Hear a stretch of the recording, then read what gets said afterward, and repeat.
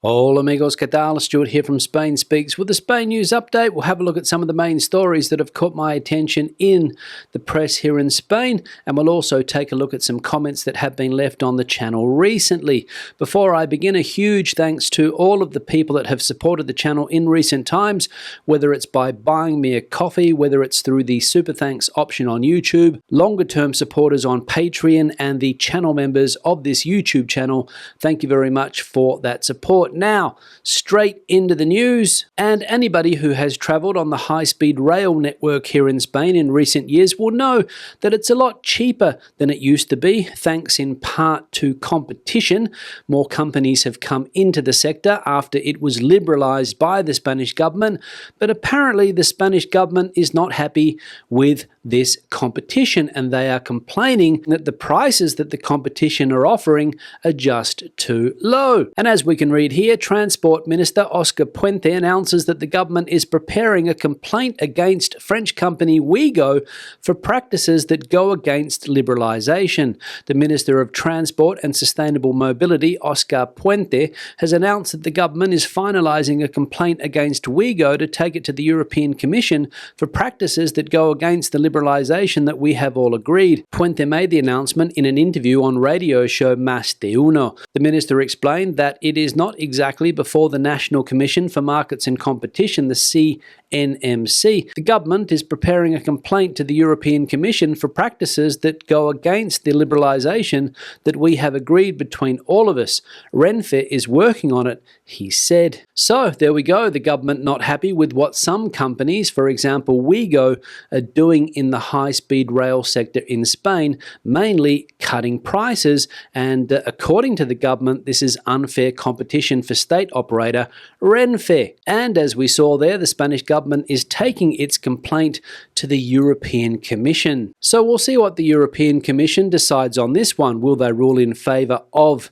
the company Wego, or will they rule in favour of the Spanish government? Time will tell. Now the next piece of news, and Spain's illegal immigration woes are starting to cause political problems in some parts of the country, especially where there are coalition governments between the right-wing parties, the PP and Vox. And as we can read here, Vox is threatening to break governments with the PP if it accepts the distribution of migrant children arriving in the Canary Islands. Vox does not want to talk about a red line or eruption now, but they do consider that the legal reform that is underway to force the autonomous regions to share the reception of unaccompanied migrant minors arriving in Spain will mean a critical line in their relationship with the PP, their partner in government in 5 autonomous regions. Vox's national leadership is even contemplating the scenario of breaking with the PP in the governments they share: Castile and León, Valencia, Extremadura, Aragon and Murcia, if Alberto Núñez Feijóo's party accepts the reform of the immigration law that the government is negotiating with all the parties in view of the emergency situation that the Canary Islands are experiencing in particular. So there we go, Vox playing it tough in the autonomous communities that they share a government with the PP in 5 autonomous communities, as we saw there, basically because they don't want these migrant children that have arrived in the Canary Islands over the last 6 months or so being distributed to other autonomous communities here in Spain, which is the government plan. Obviously, there's no room in the Canary Islands for so many people, so the plan is to move people, children especially, women and children, to other parts of the country. And for Vox, as we saw there, this is an absolute no-no. Now, keeping on the subject of illegal immigration, Spain's Foreign Minister, Mr. Albares, is currently visiting 2 African countries because Spain is setting up a training scheme in those countries to try to stop the exodus of youth coming to Spain from destinations in Africa. As we can read here, Spain invests in youth training to stem the exodus of boat people from Gambia and Senegal. The scene was played out on Wednesday in Banjul, the Gambian capital, where the Spanish Foreign Minister José Manuel Albares was on an official visit. The minister's entourage squeezes through the courtyard of the police station, where Spanish and Gambian police are working to dismantle immigrant smuggling networks. The stairs of this humble building lead to a first floor that looks like an attic of old furniture, and a few steps up to a tacky first floor where the police commanders of both countries have their offices. In one of them, bark music can be heard at full volume. So far this year, 16 cayucos or wooden boats have tried to reach the Canaries from Gambia, and all but one have been intercepted either on land or on the high seas, where the Guardia Civil also patrols. So there we go, Spain trying to stem the flow of illegal immigration from countries like Gambia by setting up youth training schemes in that country. Good idea or bad idea? Let me know in the comment section below. And the final piece of news today, and if you are a stand-up electric scooter rider here in Spain, some changes are coming. As we can see here, Spain's traffic directorate, the DGT, is preparing a new regulation on the use of electric scooters. These are the changes. The Directorate General of Traffic, the DGT, plans to ban the use of electric scooters for children under the age of 16 as part of a new regulation to improve the safety of vulnerable road users, which also includes other important aspects to improve the use of these vehicles. These measures also include the mandatory use of helmets and, in the case of those who need them for work, wearing a reflective waistcoat. The aim is to reduce the number of deaths among vulnerable road users such as pedestrians, cyclists, drivers of personal mobility vehicles, and moped riders. So some changes on the cards for people that ride these stand-up electric scooters, and let's be honest, it's about time, because never have I seen a group of people that share the roads here in Spain have such blatant disregard for most of the road rules. A lot of people that ride electric scooters here in Spain, not everybody, but a lot of people that ride these scooters have absolutely no idea how road rules work. Sometimes they use the roads, sometimes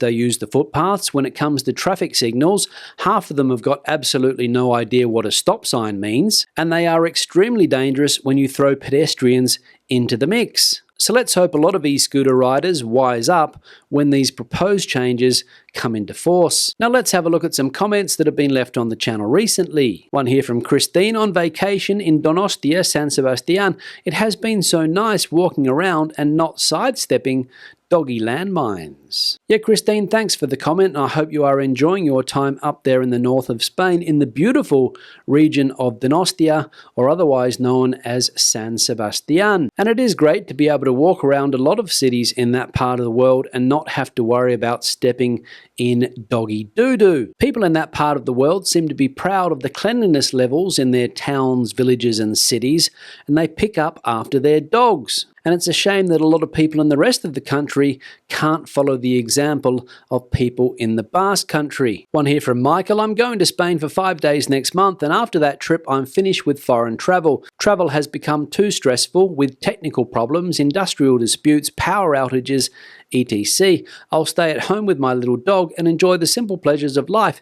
Keep up your good work, Stu. Yeah, Michael, thanks for the comment, and I hope all goes well with your final trip to Spain next month for 5 days. And I'm sure a lot of people out there share the same sentiment as you, that travel has just become too difficult, too complicated, and too stressful. People are fed up and just can't be bothered putting up with all of the associated with international travel. So good luck to you and enjoy those simple pleasures in life. One here from JP: you know, I understand protesting, but destroying 60,000 litres of wine really is a jailable offence. WTH, geez, what a waste. Yeah, JP, thanks for the comment, and referring to an article that we saw in yesterday's live stream about how a woman in the north of Spain, in the province of Valladolid, I think it was, has been arrested because she sabotaged a winery in Valladolid and wasted some 60,000 litres of wine, costing the winery 2.5 million euros in losses. I don't think it's clear yet why she did this. I'm sure we'll find out in coming days exactly why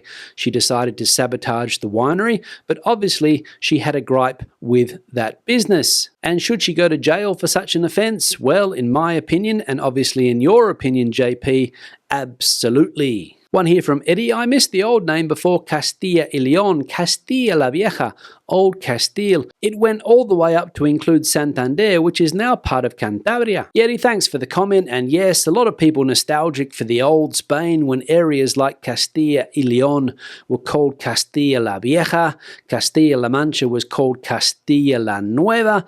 Very simple for a lot of people to understand that system, whereas now with the autonomous community system, which has been in place since around the early 1980s, I think, it's a little bit more confusing, and as we saw in yesterday's live stream, some people are not happy with the current system. For example, in León, they want to separate from Castilla, they want to have their own autonomous community, which as we saw yesterday will include not only the province of León, but also Zamora and Salamanca. So some changes could be on the cards as far as Castilla y León is concerned. Don't know. Time will tell. One here from Mr. Vet. I'm sure that the vast majority of job vacancies are in retail, hospitality and agriculture, which all have very low pay just about everywhere in the world. Yeah, Mr. Vet, thanks for the comment, and also related to a piece of news that we saw in yesterday's live stream about how there are some 148,000 job vacancies that can't be filled in Spain currently, up since the pandemic, of course. And you could be right that the job vacancies are in the sectors that you mentioned in your comment: retail, hospitality and agriculture, which, as we also know, don't really pay very well, so people prefer not to do those jobs, obviously. And the final comment here from Stephen: olive oil will never go back to reasonable prices. For one, many will change their habits and buy canola or sunflower oil versus olive oil, so to make up the loss, they will keep the prices up. Yeah, Stephen, thanks for the comment, but I'm not sure how accurate your statement there is when you say that olive oil will never return to reasonable prices. Not sure where you're getting that information from, because according to experts here, prices will start to drop from September onwards, and other experts are saying that by January, February next year, prices should drop to around €5 a litre for premium olive oil. And that's because this year's olive crop has apparently been very, very good. So there's going to be more production, more product in the market, and that means, according to experts, that prices will drop. And when the price of this product does drop, all of the people that haven't been able to use olive oil for the last few years will come flooding back to the product. But hey, that's just my opinion, and I'd love to hear the community's opinion on the matter in the comments section below. On that note, I'm going to wrap the video up. Questions and comments, please leave them in that section below. If you have anything to add to the conversation today, please, the comment section is the place for you. Give the video a thumbs up if you liked it, thumbs down if you didn't. I'll see you in the next one. Hasta luego.